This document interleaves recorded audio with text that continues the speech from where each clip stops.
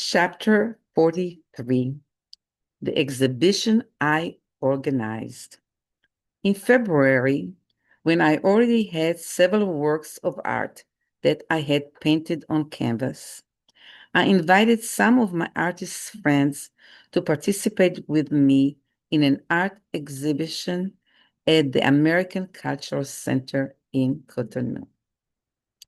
We were given a large hall there and another smaller hall with a large table and refreshments on the opening day. I also invited a group of musicians I knew to play a little for us at the opening. It was very beautiful. Many of my friends and students came to the opening. Ahead of the exhibition, several large signs were prepared throughout the city to advertise it. They also wrote about us in 5 local newspapers and told about us on the 2 television stations in the country. I took one of the signs, which was made on a large sheet, home with me to the United States.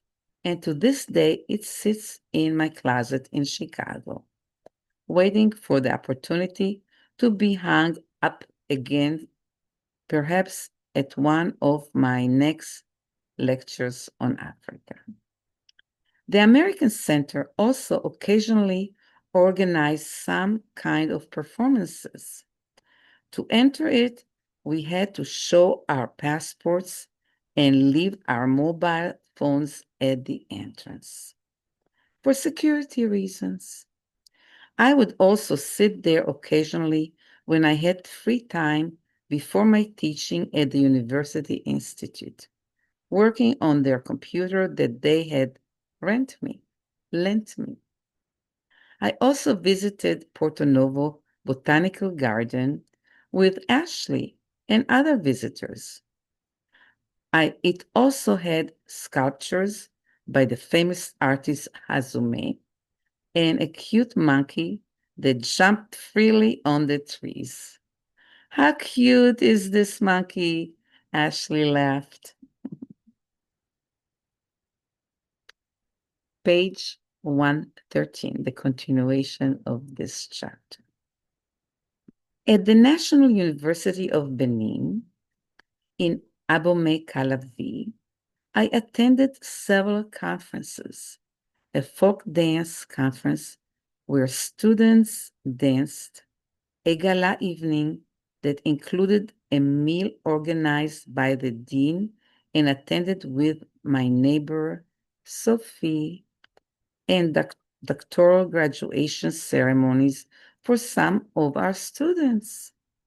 I also trained a few times in Taekwondo with another guy with a black belt like me in my backyard on the sand. I got my black belt in Chicago after a few years of training that started with my little girls who retired pretty quickly. I hope to get to know his Korean teacher so that we could progress in our training. But that ultimately didn't happen, and I haven't trained with him since. And in general, since then, my certificate, which states when I got my black belt, just hangs on the wall with the rest of my collection of certificates that simply give me a boost to my self-confidence. I also hope that if I were ever attacked, I would be able to defend myself, despite all the years that have passed since then without training.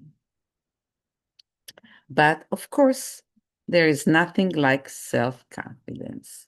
Self-confidence is good for feeling good in any new or old situation around friends or strangers and anywhere in the world.